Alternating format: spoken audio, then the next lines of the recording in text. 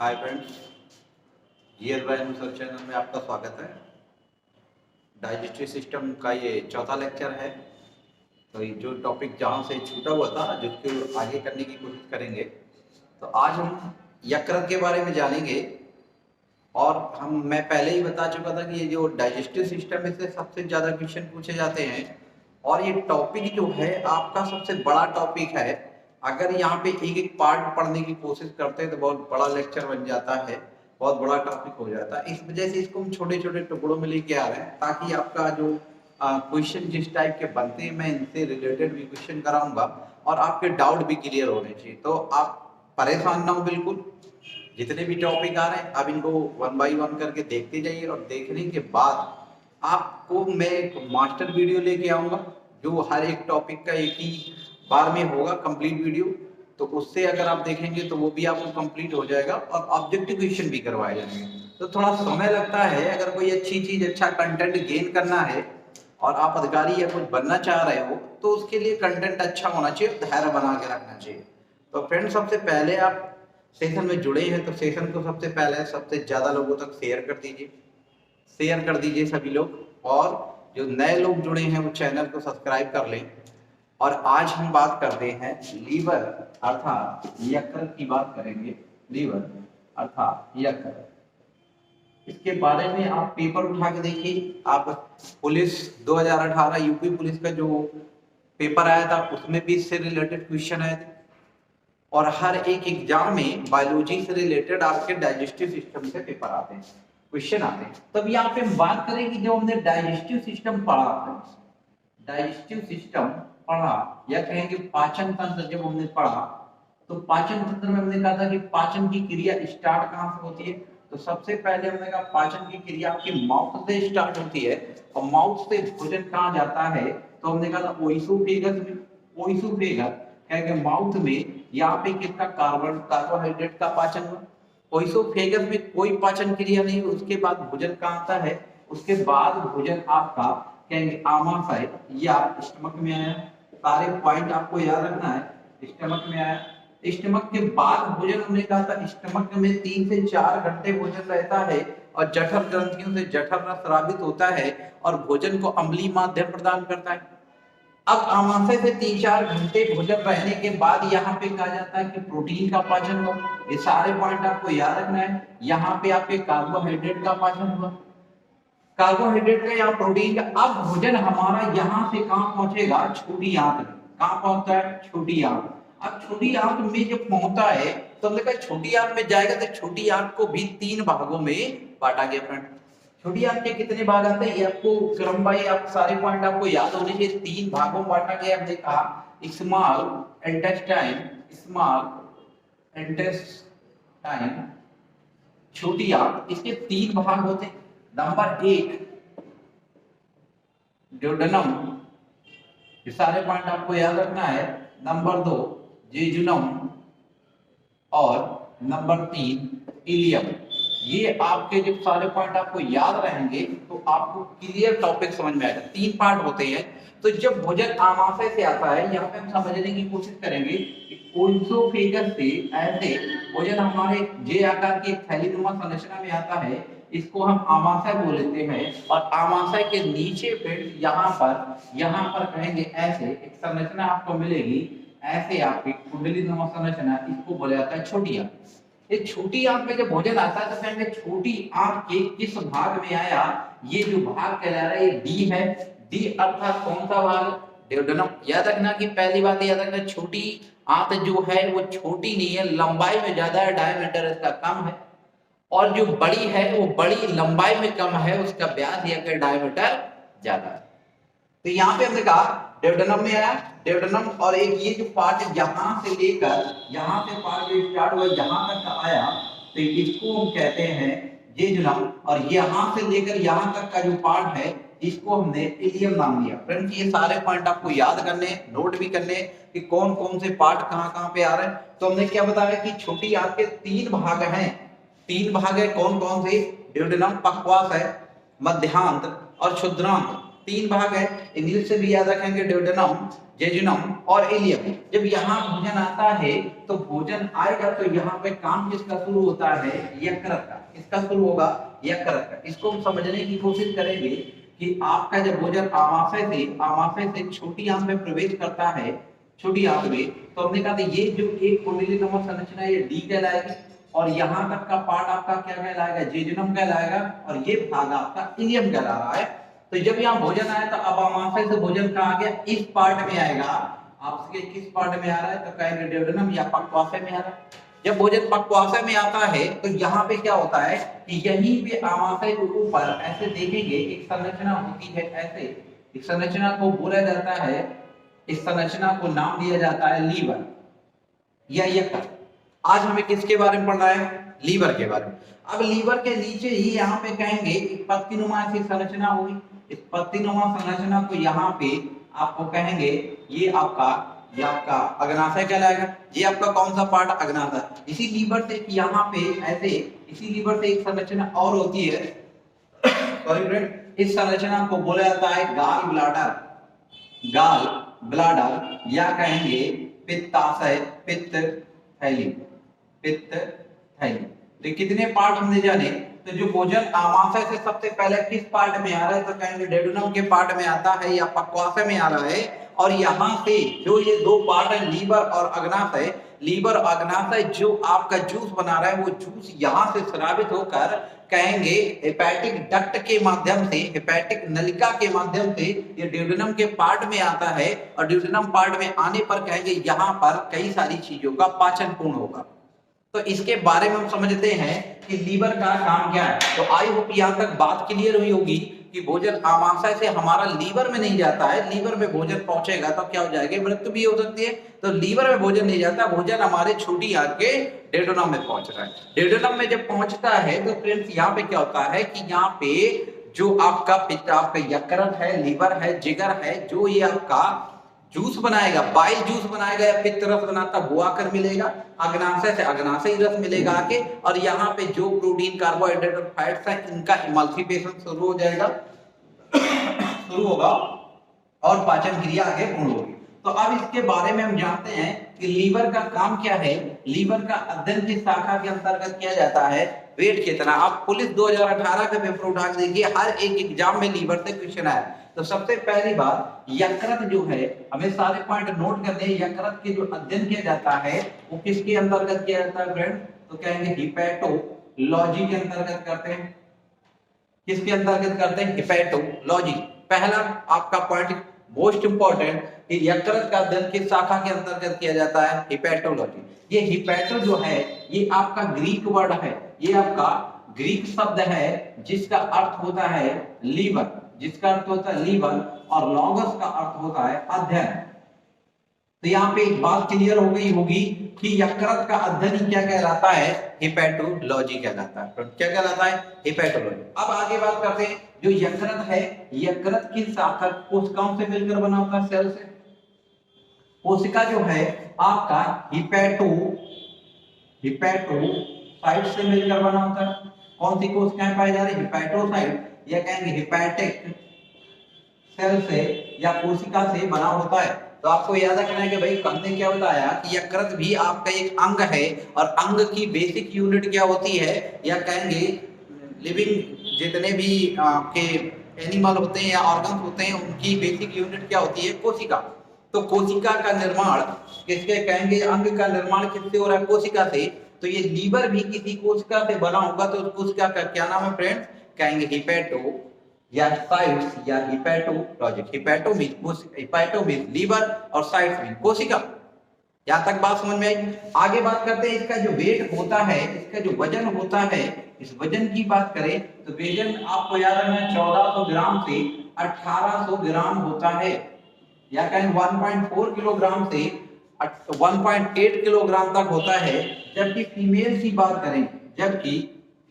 बात करें, तो 1.2 केजी से 1.4 के तक होता है। ऑन एवरेज अगर क्वेश्चन आता है तो आपको क्या करके आना है, 1.5 केजी। तब यहां से समझ सकते हो कि मानव शरीर का सबसे भारी इंटरनल ऑर्गन कौन सा है, तो कहेंगे आंतरिक अंग कौन सा है, तो एक चीज समझ में आई होगी, लीवर। क्या है कि मानव शरीर का आंतरिक सबसे बड़ा अंग कौन सा है, तो कहेंगे लीवर या यकृत। आई होप इतना आपने नोट कर लिया होगा। अब आगे देखिए, तो यहाँ पर आपको बात समझ में है कि वेट कितना होता है, किस कोशिकाओं से मिलकर बना होता है। अब आगे देखते हैं इसका जो वेट है वो कितना है। वेट हमने कहा कि ऑन एवरेज पूछा जाए 1.5 kg करेंगे। पुरुषों का कितना है 1400 ग्राम से 1800 ग्राम, और फीमेल का कितना आता है 1200 से 1400 ग्राम। जब यहाँ के आपके फीमेल के ऑर्गन्स का वेट ही कम आ रहा है तो उनके शरीर का भी वेट कम हो जाता है। याद रखना है क्या हो जाता है, शरीर का वेट भी कम हो जाता है। नेक्स्ट पार्ट देखें कि आपका जो लीवर है, लीवर के अगर लोकेशन की बात करें, लोकेशन या कहेंगे स्थिति या स्थान कहाँ स्थित होता है, तो आप याद रखना है कि ऐसे पार्ट देखें तो ये आपका कौन सा पार्ट कहलाता है। हमेशा अपने आप को ऐसे चेक करेंगे तो ये राइट होता है और ये लेफ्ट है, तो ये कौन सा होगा राइट और ये कौन सा होगा लेफ्ट। तो ये राइट पार्ट में कहाँ पे स्थित होता है, राइट और लेफ्ट। तो हमारा लीवर हमेशा कहेंगे डायाफ्राम, कहाँ पे डायाफ्राम। ऐसे आप देखते हैं बहुत से पाई जाते हैं स्टर्नम, जहां से हमारे ऐसी पसलियां निकलती हैं, इसी पसलियों के नीचे हमारा एक डायाफ्राम पाया जाता है जो श्वसन को रेगुलेट करने का काम करता है। रेस्पिरेटरी सिस्टम में इसको पढ़ने की कोशिश करेंगे। इसी के नीचे स्थित होता है यकृत। तो यकृत की पहली बात याद रखना कहाँ स्थित होता है, डायाफ्राम आप लिख लेंगे, डायाफ्राम के नीचे नीचे दाईं ओर कहाँ होता है, दाईं ओर स्थित होता है, दाईं ओर स्थित होता है। बात समझ में आई कि कहां पे है, राइट साइड ये स्थित होता है। और अगर क्वेश्चन मिलता है राइट साइड में तो कहां पे, डायाफ्राम के नीचे, जो श्वसन के लिए रेगुलेट करने का काम करता है।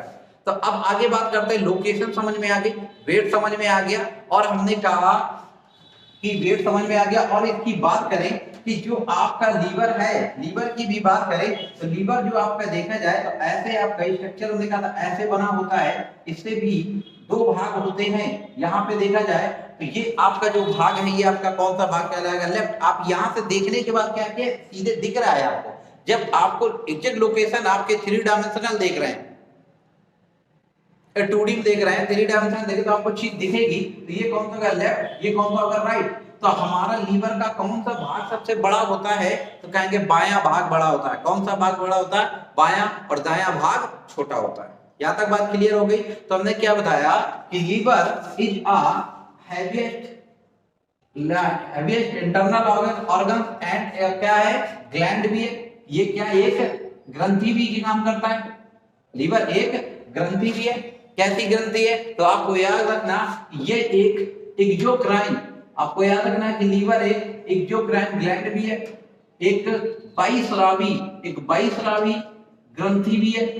अब एक बात क्लियर करनी होगी कि आपको ग्रंथि क्या होती है। तो ग्रंथियां याद रखना कि आपके हाथ को ग्रंथि नहीं बोला गया, आपके नाक को ग्रंथि नहीं बोला जा रहा है, आपकी जीभ को ग्रंथि नहीं बोला गया, इसको ग्रंथि क्यों बोला गया।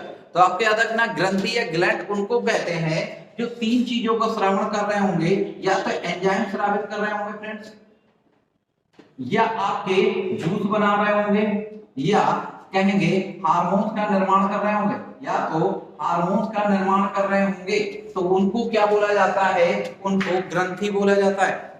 क्या बोलते हैं उनको, ग्रंथि बोलते हैं। तो यहाँ पे बात करें कि एंजाइम, जूस और हार्मोन, और जो एंजाइम और जूस बनाए, जो एंजाइम बना रहा है वो उनको क्या बोलेंगे, एंजाइम जो जूस एंजाइम हार्मोन बनाए बायस्रावी, अंतःस्रावी बोल देते हैं। और जो केवल जूस बना रहा हो तो बायस्रावी बोलते हैं। और जो दोनों चीज बना रहे हो उसे मिश्रित ग्लैंड के रूप में रखा जाता है। किसमें रखते हैं, मिश्रित ग्लैंड या मिक्स्ड ग्लैंड कहा जाता है। तो ये क्या करता है कि ये भी जूस का निर्माण करता है, इसलिए लीवर को यहाँ पे हम एक्सोक्राइन ग्लैंड कहते हैं कि वे ग्रंथियां जो जूस का या रस का श्रवण करती हैं क्या कहलाती हैं, बायस्रावी ग्रंथियां कहलाती है। आप बिल्कुल याद रखना इस चीज को कि यकृत जो है, यकृत आपकी ग्रंथि है, कभी भी एंजाइम नहीं बनाती है। क्या बनाती है, ये आपका जूस का निर्माण करता है। अब आगे यहां तक बात क्लियर हो गई। तो ये जूस का निर्माण करता है, बायस्रावी ग्रंथि है, सबसे बड़ा इंटरनल ऑर्गन भी है। वेट कितना है, 1400 से 1800 ग्राम है। और कहां पर स्थित होता है, राइट साइड में स्थित होता है। कौन सा लोब से बड़ा होता है, तो हमने कहा लेफ्ट साइड का लोब से बड़ा होता है। अब काम क्या कर रहा है, जूस का श्रावण कर रहा है, तो जूस भी कौन सा बना रहा होगा, तो कहेंगे ये बाइल जूस बनाता है। कौन सा जूस बनाएगा, बाइल जूस, या कहेंगे पित्त रस का निर्माण करता है। क्या बना रहा है, पित्त रस बना रहा है। अब यहाँ पे याद रखना, ये पित्त रस है, ये पित्त रस ये है आपका, इसका पीएच मान लगभग 7.5 से 7.8 के बीच होता है। अर्थात किस नेचर का होगा, अर्थात ये बेसिक, किस नेचर का होगा, बेसिक प्लस एल्केलाइन। और हम पीछे पढ़ा चुके हैं कि जहां पे वर्ड एल्केलाइन लग जाए तो इसका मतलब है कि जल में वो घुलनशील है। कैसा है, जल में घुलनशील है। समझ में आ रहा है कि पित्त रस कौन बना रहा है, क्वेश्चन यही 2018 की पुलिस में आया कि पित्त रस का निर्माण कौन करता है, तो कहेंगे पित्त रस का निर्माण यकृत करता है। पित्त रस में क्या नहीं होता है, तो कहेंगे आप एंजाइम नहीं होता है, केवल जूस का निर्माण करता है।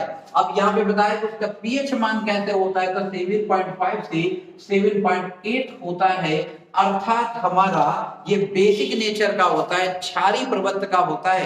क्वेश्चन फ्रेंड आप कमेंट करके बताएं कि कहां पर भोजन हमारा, कहां पे भोजन हमारा क्षारीय प्रवृत्ति का होता है, बेसिक नेचर का हो जाता है। जल्दी से कमेंट करके बताएं भोजन कहां पर बेसिक नेचर का हो जाता है, जल्दी से बताएं कहां पर बेसिक नेचर का हो जाता है।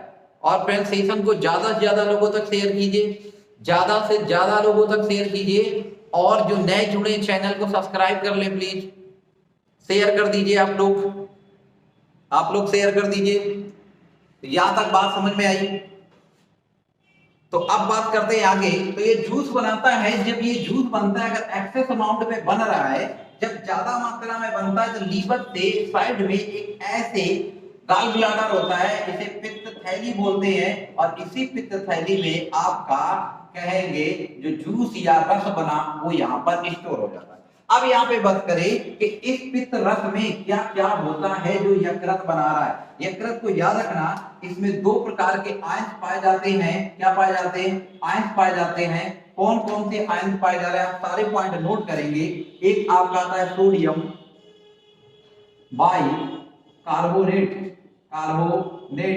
और दूसरा है सोडियम ग्लाइकोलेट।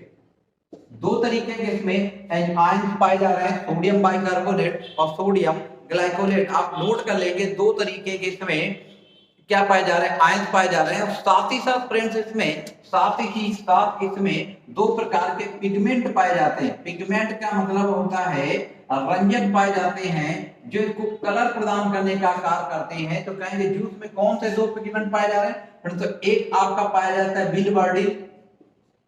बिलिवर्डिन, आप नोट कर लेंगे बिलिवर्डिन, और एक बनता है बिलिरुबिन। ये दो प्रकार के आपके पिगमेंट या रंजक बन रहे हैं। ये बिलिवर्डिन जो है ये आपको ग्रीन कलर देता है या हरा रंग देता है, जबकि बिलिरुबिन हमें येलो या पीला कलर देता है, पीला कलर देता है। ये बिलिरुबिन कहां से बना है, जो यकृत क्या करता है कि आरबीसी को जो डेथ करता है या ब्रेक डाउन करता है, वो जो उसको मरती हैं, तो उससे क्या होता है कि प्लाज्मा का जो हल्का पीला कलर होता है वो किसकी वजह से होता है, इसी बिलिरुबिन की वजह से होता है।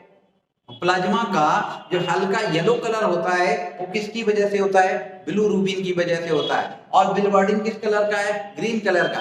अब यहाँ पे देखिए, जब हमारे बॉडी में इस पिगमेंट का पाचन सही से नहीं हो पाता है, इस पिगमेंट का पाचन कहने का मतलब हमारे फूड मटेरियल के साथ मिक्स होकर ये बड़ी आंत के एनस से जब बाहर हो जाता है, तो हमारे शरीर में येलो की कहेंगे ये पिगमेंट की मात्रा नहीं बढ़ पाती। लेकिन जब यही पिगमेंट, जब लीवर हमारा सही से फंक्शन नहीं करता यकृत, तो वो हमारे कहीं ना कहीं यकृत में कहेंगे कहीं ना कहीं हमारे रक्त में डिजॉल्व होने लगता है, घुलने लगता है, जिससे हम क्या बोलते हैं, रोग हो जाता है, जॉन्डिस या पीलिया कहते हैं। किसकी वजह से हो रहा होगा, तो कहेंगे यकृत ने सही फंक्शन नहीं किया होगा। तो बिलिरुबिन क्या, बिलिरुबिन का पाचन सही से नहीं होगा, अपशिष्ट पदार्थ के रूप से शरीर से बाहर नहीं होगा, और उसको क्या हो गया, हमारे रक्त में घुलने लगेगा और हमारे नाखूनों में, आंखों के नीचे, और ये क्या होगा कि पीले कलर का जमने लगता है। और उस बीमारी को क्या बोला जाता है, कहेंगे जॉन्डिस या पीलिया कहा जाता है। यहां तक बात समझ में, पीलिया कहा जाता है। यहाँ तक बात समझ में आई। अब आगे बात करते हैं आयंस हो गए। अब यहाँ पे 2 प्रकार के एंजाइम आपके रंजक पाए जा रहे हैं, जिसकी वजह से आपका पीला कलर। अब जो ज्यादा मात्रा में बना वो कहाँ स्टोर हो रहा है? ज्यादा मात्रा में बनता तो ये पित्त की थैली में स्टोर हो जाता है। पित्त की थैली में स्टोर होने के बाद क्या होता है कि अब लीवर का मेन काम क्या होता है कि जब भोजन हमारा ड्यूडेनम में आया था, जब भोजन हमारे डी पार्ट में आया, जब भोजन हमारे इस डी पार्ट में आया था, तो हमने कहा था इस डी पार्ट में जब भोजन किया, इसको पक्वाशय जो बोलते हैं, पक्वाशय में क्या हुआ कि अभी तक हमने पढ़ा था कार्बोहाइड्रेट, हमने पढ़ा प्रोटीन और लिपिड। हमने कहा कार्बोहाइड्रेट का पाचन कहाँ हुआ? माउथ में, जबकि प्रोटीन का पाचन कहाँ हुआ? स्टमक में। और बचा क्या हमारे बॉडी में? लिपिड। तो लिपिड्स का यहाँ पर, लिपिड्स या कहेंगे वसा का यहाँ पर क्या होगा? पायसीकरण होगा। क्या होगा? पायसीकरण होता है। पायसीकरण का मतलब समझ रहे हो? इमल्सिफिकेशन, इमल्सिफिकेशन होता है। और ये इमल्सिफिकेशन क्या होता है कि जो आपकी लिपिड की बड़ी बड़ी ड्रॉप थी, उनको छोटी छोटी ड्रॉप में तोड़ना ही क्या कहलाता है? ऐसे छोटी छोटी ड्रॉप्स के रूप में तोड़ना ही क्या कहलाता है? पायसीकरण। तो इस पित्त रस ने क्या किया? इस पित्त रस ने यहां पर लिपिड्स का पाचन किया, लिपिड्स का पाचन किया, या कहेंगे लिपिड्स को छोटी छोटी ड्रॉप्स के रूप में तोड़ दिया। फ्रेंड्स यहां तक बात क्लियर हो गई? तो छोटी छोटी ड्रॉप्स में तोड़ दिया। अब तोड़ने के बाद क्या होता है? तोड़ने के बाद यहाँ पे क्या होगा कि और अब अग्नाशयी रस की बारी आएगी। इसके पहले हम और सारी चीजें समझ लेते हैं कि यहाँ पे क्या होता है कि अब ये लीवर जो आपका क्या क्या काम करता है। तो लीवर के देखा जाए तो लीवर में बीमारियां भी बहुत सारी होती। जब शराब पीते हैं, आपने देखा होगा, किसी को सुने होगा फैटी आपका लीवर हो गया, फैटी लीवर हो गया। कैसे हो गया? किसी को लीवर सिरोसिस बीमारी हो गई। तो ये सब कैसे होता है? मतलब जो अल्कोहल ज्यादा मात्रा में कंजप्शन करते हैं, ज्यादा पीते हैं, उनमें क्या होता है कि आपका लीवर डैमेज होता है। और क्या होता है कि जो आपका फैट है, फैट का अमाउंट बढ़ने लगता है, और वो क्या होता है कि लीवर के ऊपर या यकृत के ऊपर लेयर टाइप का कोलेस्ट्रॉल की या ड्रॉप्स की बूंदें जमा होने लगती है, और लीवर हमारा कैसे हो जाता है? फैटी हो जाता है। तो कहेंगे वो सही से काम नहीं कर रहा होगा। अब यहाँ पे लीवर के बारे में एक चीज और देखें, यकृत के बारे में और देखें कि यकृत एक ऐसा पार्ट है मानव शरीर का जो सबसे ज्यादा रीजनरेट होने की,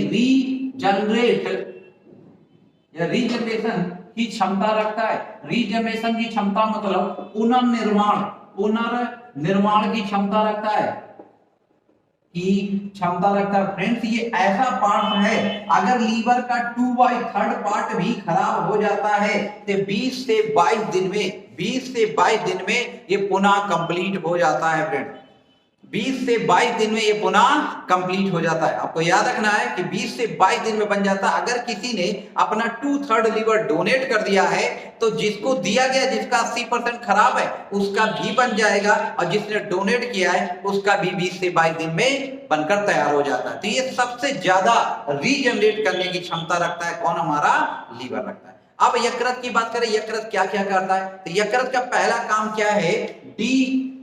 डिटॉक्सिफिकेशन करना है, कहेंगे जहरीले, ये सब पॉइंट नोट कर लेंगे। जहरीले पदार्थों का प्रभाव कम करना, पहला पॉइंट क्या है इसका? जहरीले पदार्थों का प्रभाव कम करना। कौन कर रहा होगा? तो ये हमारा लीवर काम कर रहा होगा। दूसरा पॉइंट क्या आता है कि हमारे शरीर में आपने देखा होगा ब्लड में प्रोटीन पाई जाती है, जिसको बोला जाता है एल्ब्यूमिन। एल्ब्यूमिन प्रोटीन को बनाना भी किसका काम होगा? एल्ब्यूमिन प्रोटीन कौन बना रहा होगा? ये यकृत ही बनाता है। तो फ्रेंड्स यहां तक बात क्लियर हो गई। तो पहला पॉइंट हमने क्या लिखा? लीवर हमारा क्या काम करता है? यकृत या जिगर जहरीले पदार्थों का प्रभाव कम करता है, एल्ब्यूमिन प्रोटीन का निर्माण करता है। साथ ही साथ क्या करता है कि जो हमारे बॉडी में ग्लूकोज का पाचन हुआ, ग्लूकोज को ग्लाइकोजन के रूप में संचित करता है। आपको याद रखना है, संचित करता है, ग्लाइकोजन के रूप में स्टोर करने का काम करता है। और आपने देखा होगा कि आप बहुत यही ग्लूकोज अगर दिन भर आप खाना नहीं खाते हैं या आप नवरात्रि में व्रत रहते हैं या रोजे रखते हैं तो आप देखते हैं कि कुछ घंटे तक आपको भूख नहीं लग रही होगी, लेकिन कुछ देर बाद आप में क्या होता है कि पेट दर्द होने लगता है या कुछ ऐसी फीलिंग आने लगती है वीकनेस, क्योंकि आपके बॉडी में जो ग्लाइकोजन है, ग्लाइकोजन क्या पुनः किसमें विखंडित होने लगता है, ग्लूकोज में विखंडित होने लगता है और आपको क्या देने लगता है, एनर्जी देने लगता है। जब ग्लाइकोजन का अमाउंट ही खत्म हो जाएगा तो ग्लूकोज मिलेगा नहीं, तो अब क्या होगा, दर्द होना शुरू होता है। तो यहाँ से बात समझ में आ रही होगी कि एक्सेस अमाउंट में ग्लूकोज जो बनता है वो ग्लूकोज किस में स्टोर हो गया, जाके ग्लाइकोजन के रूप में स्टोर हो जाता है। आगे बात करें कि आगे यकृत क्या करता है। यकृत तुम्हारे बॉडी में कहेंगे एक एंटी क्लॉटिंग विटामिन का निर्माण करता है, एंटी क्लॉटिंग विटामिन का निर्माण करेगा। ये विटामिन है आपकी हिपैरिन विटामिन का निर्माण करता है, जो प्रतिस्कंदक के रूप में काम करती है। रक्त को थक्का जमाने से रोकने का काम कौन कर रही है, हिपैरिन कर रही है। कौन बना रहा है, यकृत बना रहा है। आपको याद रखना किसके द्वारा, यकृत के द्वारा निर्माण होता है। साथ ही साथ ये आपके विटामिन ए, डी, ई, के, बी12 जैसी विटामिनों को भी स्टोर करने का काम करता है। सारे पॉइंट आप नोट कर लो। लीवर या पाचन तंत्र से कोई भी किसी प्रकार का क्वेश्चन पूछा जाएगा, आपका गलत नहीं होगा। तो पहला पॉइंट क्या बताया कि एक प्रतिस्कंदक या रक्त को थक्का जमाने से रोकने वाली एक प्रोटीन बनती, सिक्रीट होती है, स्रावित होती है। किससे स्रावित होती है, यकृत। आप सीजर वगैरह का पेपर उठा दीजिए, एसएससी वगैरह के, इससे बहुत सारे क्वेश्चन आते हैं। जितने क्वेश्चन बताए जा रहे हैं पूछे जा चुके हैं, ये सारे क्वेश्चन पूछे जा सकते हैं। तो 30 से 40 क्वेश्चन आपके जो इस तरह के आयन टाइप से वो यहां से क्लियर हो जाएंगे। तो हमने क्या था, एंटी क्लॉटिंग के रूप में हिपैरिन काम करता है। साथ ही साथ ये विटामिन ए का तो स्टोर करता ही करता है, साथ ही साथ ये डी, ई, के और विटामिन बी12 को भी स्टोर करता है। कौन करता है, तो कहेंगे हमारे यकृत काम करता है। यकृत और काम क्या फ्रेंड, यकृत हमारा यहाँ पे यकृत हमारे लिम्फ का निर्माण करेगा, या कहेंगे जो ब्लड में आपकी लसिका पाई जाती है, लिम्फ का निर्माण या लसिकाओं का निर्माण भी काम करता है, निर्माण करता है। साथ ही साथ ये आरबीसी को ब्रेक करने का काम करता है, आरबीसी को नष्ट करने का भी काम कौन कर रहा होगा, तो ये कहेंगे यकृत। तो दोनों, तो इतनी चीजें बात क्लियर हो गई कि हिपैरिन का निर्माण कर रहा होगा, इन विटामिन को स्टोर करने का काम किया होगा, और साथ ही साथ लिम्फ का निर्माण करता है और आरबीसी का डेथ करता है। अब यहां से देखिए, अभी हमने यकृत के बारे में जाना। अभी भोजन हमारा कहाँ है, भोजन हमारा कहेंगे ड्यूडेनम या छोटी आंत के पक्वाशय में, और यहाँ पे भोजन पक्वाशय में ही कहेंगे आपका अग्नाशय से, अग्नाशय रस आता है। तो यहाँ पे हम अग्नाशय के बारे में भी पढ़ लेते हैं, अग्नाशय।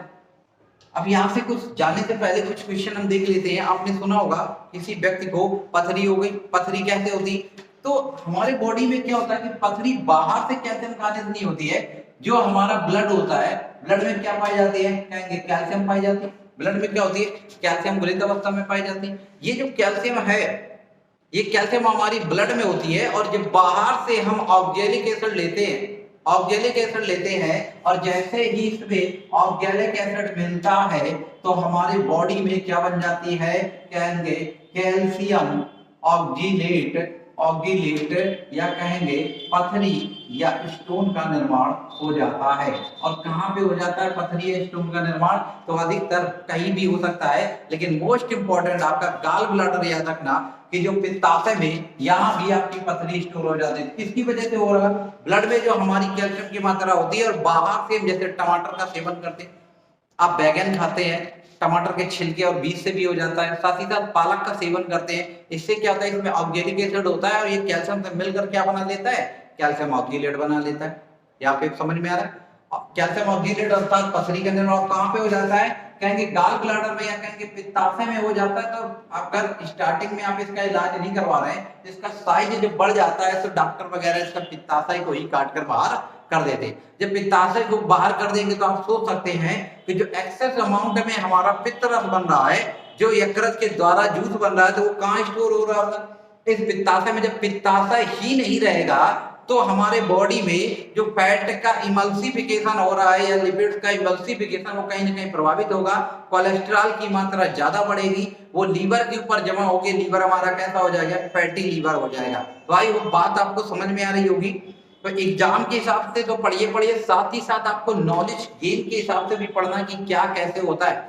तो यहाँ तक बात समझ में आ गई विस्तार से। अब यहाँ पे आप कमेंट करके जल्दी से बताएं फ्रेंड्स, जल्दी से कमेंट करके बताएं कि कौन ऐसे जीव जंतु होते हैं जिसमें गॉल ब्लैडर अनुपस्थित होता है। जल्दी से बताएं जिसमें गॉल ब्लैडर अनुपस्थित होता है, गॉल ब्लैडर अनुपस्थित होता है फ्रेंड, जल्दी से बताएं गॉल ब्लैडर अनुपस्थित होता है। तो आपको याद रखना है कि रैबिट, खरगोश और आपका हॉर्स, रैबिट हॉर्स, इसमें क्या नहीं होता है, तो आपको याद रखना है इसमें आपके गॉल ब्लैडर अनुपस्थित होता है। एक और होता है, आप कमेंट करके बताएं किसमें गॉल ब्लैडर अनुपस्थित होता है, जल्दी से कमेंट करके बताएं। अगर आप लगातार पर तैयारी कर रहे हैं सीएसओ की तो आपको जाहिर सी बात पता होगी। तो हम नेक्स्ट टॉपिक पढ़ते हैं अग्नाशय। आज हम अपना डाइजेस्टिव सिस्टम का पार्ट खत्म कर लेंगे, तो थोड़ा वीडियो आपका बड़ा हो जाएगा, तो आप परेशान ना हो और सारे डाउट आपके क्लियर हो जाएंगे। पैंक्रियाज, पैंक्रियाज को क्या बताया था कि जो लीवर होता है, ऐसे लीवर के नीचे ऐसे आपका एक पार्ट होता है, लीवर के नीचे ऐसे लीफ शेप का, ऐसे पत्तीनुमा संरचना जो होता है, ये क्या कहलाता है, ये अग्नाशय कहलाता है। अग्नाशय कहाँ है, लीवर के नीचे स्थित होता है। तो आज अग्नाशय के बारे में पढ़ेंगे। अग्नाशय क्या बताएंगे, ये एक मिश्रित ग्रंथि है। कैसी ग्रंथि है, मिश्रित ग्रंथि है।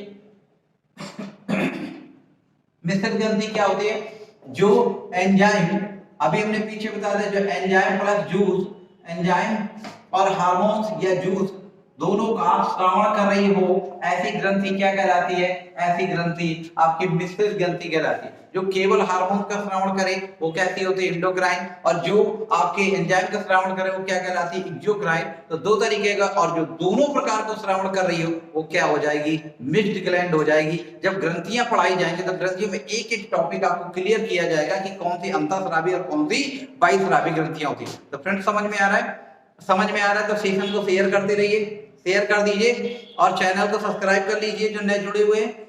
तो अब बात करते हैं कि कैसी ग्रंथि है, मिश्रित ग्रंथि है, एंजाइम और हार्मोन दोनों का श्रावण करती है। इसकी स्ट्रक्चर कैसी होगी, तो कहेंगे पत्तीनुमा संरचना होती। सारे पॉइंट आपको क्लियर करने, पत्तीनुमा संरचना होती, पत्तीनुमा संरचना होती है। और ये क्या स्रावित करती है, ये एंजाइम स्रावित करती है, और कहेंगे एंजाइम के साथ साथ हार्मोन भी स्रावित करती है।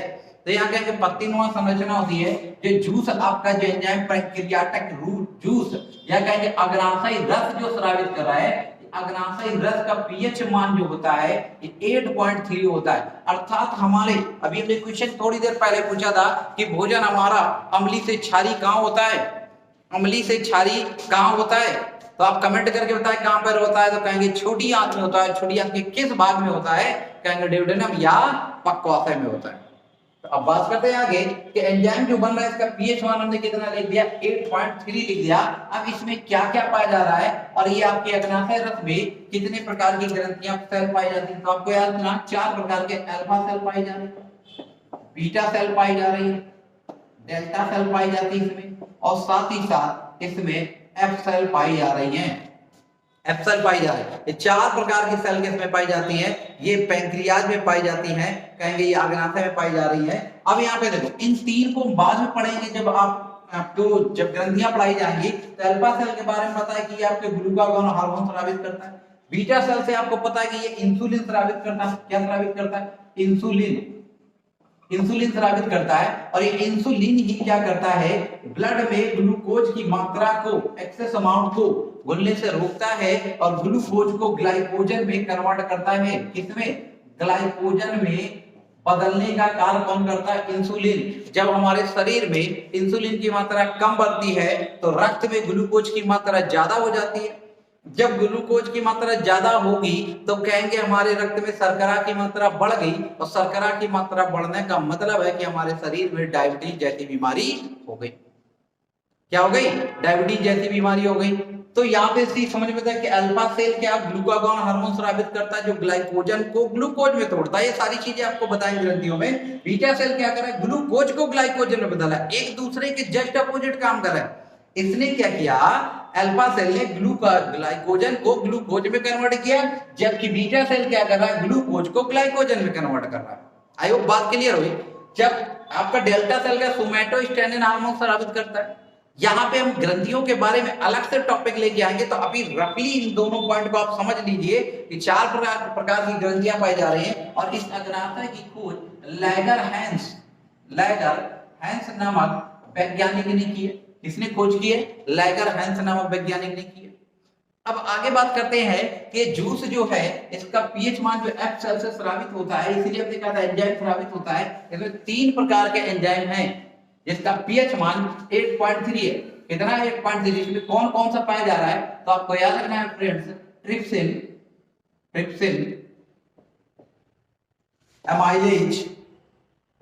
एमाइलेज और लाइपेज। आपको याद रखना है ये 3 प्रकार के एंजाइम स्रावित कर रहा है, ट्रिप्सिन, एमाइलेज और लाइपेज। अब हमने को आप बताएंगे कि सबसे पहले कार्बोहाइड्रेट का पाचन कहां हुआ था? मुख में। तो किसमें बदल गया था कार्बोहाइड्रेट? जटिल कार्बनिक शर्करा, कहेंगे फ्रक्टोज या माल्टोज बदल गए। और यहाँ पे ट्रिप्सिन में कहेंगे आपके आमाशय में 90 से 95% प्रोटीन का विखंडन हो गया। तो ये प्रोटीन क्या करती है? इस प्रोटीन को ट्रिप्सिन क्या करता है? ये अमाइनो एसिड में बदल देगा। किसमें बदल देगा? अमाइनो एसिड में। मतलब प्रोटीन का बेसिक यूनिट, प्रोटीन की इकाई कौन सी है? Amino acid. अगर प्रोटीन अमीनो एसिड में बदल गई मतलब पाचन आपका हो गया। एमाइलेज किसमें बदल रहा है? एमाइलेज क्या करता है? कार्बोहाइड्रेट को याद रखना, हाइड्रेट को किसमें बदलने का काम करेगा? तो ये आपके ग्लूकोज में बदलने का काम करेगा। किसमें कन्वर्ट करेगा? ग्लूकोज। और ग्लूकोज किसमें बदल जाएगा? ग्लाइकोजन के रूप में। किसमें? ग्लाइकोजन के रूप में बदल दिया। इसका मतलब है इसका भी पाचन हो गया। और लाइपेज क्या कर रहा है? जो ला से लाइपेज एल से लिपिड्स को किसमें बदल देगा? जाके ग्लिसरॉल में बदल देगा। किसमें बदल देता है? ग्लिसरॉल में बदल देता है। अब ये अपनी अपनी बेसिक यूनिट में कन्वर्ट हो गए। प्रोटीन अमीनो एसिड में हो गया, ग्लूकोज आपका कार्बोहाइड्रेट ग्लाइकोजन में हो गया, और लिपिड जो है वो ग्लिसरॉल में बदल गए। अर्थात यहाँ पे पाचन क्रिया आपकी पूर्ण हो गई। क्या हो गई? पाचन क्रिया पूर्ण हो गई। तो क्या बोला हमने कि फैट के आपके लीवर के द्वारा जो आपका बाइल जूस आया, जूस ने क्या किया? इमल्सिफिकेशन किया। साथ ही साथ पैंक्रियाटिक जूस या अग्नाशयी रस ने क्या किया? ट्रिप्सिन, एमाइलेज, लाइपेज एंजाइम स्रावित किया। और इन्होंने क्या किया कि आपके प्रोटीन, कार्बोहाइड्रेट और लिपिड का पाचन कर दिया। अब यहाँ पे देखिए, अब बात करते हैं छोटी आंत में। यहां तक बात क्लियर हो गई होगी। ये पाचन होने के बाद हमने कहा था छोटी आंत का जो भाग ऐसे भाग थे, तो हमने कहा यहां तक का भाग डी कहला रहा था। ये आपका जेजुनम है और ये आपका इलियम है। ये आपका कौन सा पार्ट था? Ileum friend. तो यहाँ पे डेडुनम से यहाँ पे पाचन क्रिया पूर्ण हुई, अग्नाशयी रस मिला और आपका यकृत से पित्त रस आकर मिलता है। मिलने के बाद अब भोजन या जेजुनम के माध्यम से कहां पहुंचेगा? इलियम में पहुंचेगा। कहां पे पहुंचेगा फ्रेंड? इलियम में पहुंचता। आपको याद रखना है कि कहेगा छोटी आंत के किस पार्ट में भोजन के पाचन क्रिया नहीं होती है? तो कहेंगे जेजुनम। जेजुनम का बस इतना काम है कि पक्वाशय में जो भोजन रुका उसको इलियम तक पहुंचाने का काम कर रहा होगा। समझ रहे होगे? इलियम तक पहुंचाने का कार्य कर रहा होगा। और इलियम में जब भोजन आता है तो कहा जाता है, इलियम का स्ट्रक्चर हम अलग से ऐसे देख लेंगे। इस तरह की संरचना होती है, उंगली सदृश संरचना होती है। इसमें बहुत सारे ऐसे रसांकुर पाए जाते हैं जो क्या करते हैं? एब्जॉर्प्शन का काम या कहेंगे अवशोषण का कार्य करते हैं। फ्रेंड्स किसका कार्य कर रहे हैं? अवशोषण। क्योंकि जहां से जो भोज्य पदार्थ आया, जो छोटी आंत में भोजन आया, इस भोजन को यहाँ पे एक नाम दिया गया। इस भोजन को नाम दिया गया काइम। एसएससी सीजीएल 10+2 एमटीएस में समय क्वेश्चन आ चुका है कि जब भोजन छोटी आंत में पहुंचता है तो उसे क्या नाम दिया जाता है? तो कहेंगे काइम। और जब भोजन मुख में होता है तो उसे क्या नाम दिया जाएगा? बोलस। तो यहाँ पे छोटी आंत में भोजन पहुंचा तो काइम के नाम से जाना गया। अब छोटी आंत में जो उंगली सदृश संरचना है इसको नाम दिया जाता है बिलाई। क्या नाम देते हैं? बिलाई। बिलाई में क्या होता है? इन जो आपके अमीनो एसिड बना, ग्लाइकोजन बना और आपके ग्लिसरॉल बना, इनका पाचन होता है। और पाचन होने के बाद कहा जाता है यहाँ पाचन क्रिया आपकी पूर्ण हो जाती है। कमेंट करके बताएं कि बॉडी के किस पार्ट में आपके पाचन क्रिया के दौरान आपके आयरन का अवशोषण होता है? जल्दी से बताएं, आयरन का अवशोषण होता है। जल्दी से बताएं कहां पे आयरन का अवशोषण होता है? तो यहाँ पर पाचन क्रिया कहां पूर्ण हो गई? तो हमने बताया कि इलियम में या छोटी आंत के कहेंगे इलियम में पूर्ण होती है। यहाँ पर ही भोजन आपके प्रिजर्व्ड फूड या कहेंगे संचित भोजन के रूप में स्टोर होता है। किसके रूप में? संचित भोजन के रूप में मिल रहा है। अब यहाँ से देखो, यहाँ पे भोजन में जो आपके न्यूट्रिएंट्स थे, जो आपके पाचक रस तैयार हुआ, उसको ब्लड के माध्यम से शरीर में पहुंचा दिया गया, ब्लड बन गया, ब्लड बन रहा है, ब्लड से शरीर में पहुंच रहा है। जो बेस्ट मटेरियल बना, जो आपको भी हमने पढ़ा था, ऐसे छोटी आंत थी, और छोटी आंत के ऐसे पार्ट से कहेंगे, यहां से ऐसे एक पार्ट जुड़ा होगा, इसको बोलेंगे ऐसे बड़ी आंत। क्या बोल देंगे? बड़ी आंत होती, इसको क्या बोल देते हैं? बड़ी आंत। ठीक है, बड़ी आंत। तो यहाँ से भोजन बड़ी आंत से जाएगा कहाँ? बड़ी आंत में पहुंचेगा जाके छोटी आंत से वेस्ट मटेरियल। तो बड़ी आंत में जाएगा, इसको भी 3 भागों में बांट दिया गया। ये जो पार्ट है स्टार्टिंग का, इस पार्ट को बोला जाता है सीकम। आपको सब पॉइंट याद रखने, इसको सीकम। और यहाँ से यहाँ तक का पार्ट जो कहलाएगा, ये आपका कोलन, और कोलन के लास्ट वाला पार्ट ये आपका क्या कहलाएगा? रेक्टम। ये कौन सा पार्ट हो गया? रेक्टम। तो बड़ी आंत को भी 3 भागों में, 1 से 1.5 मीटर लंबी होती है। इसका डायामीटर जो होता है 3 से 3.5 इंच तक होता है। आपको याद रखना, 1 से 1.5 मीटर तक लंबी है। डायामीटर कितना होता है? 3 to 3.5 इंच तक होता है। कितने इंच तक है? तो ये छोटी है, लेकिन इसका डायामीटर बड़ा है। और जो बड़ी लंबी है, जो छोटी है, ये बड़ी है, तो इसका डायामीटर बड़ा है, लेकिन लंबाई में छोटी है। बड़ी आंत, छोटी आंत क्या है? छोटी है, तो इसका डायामीटर छोटा है।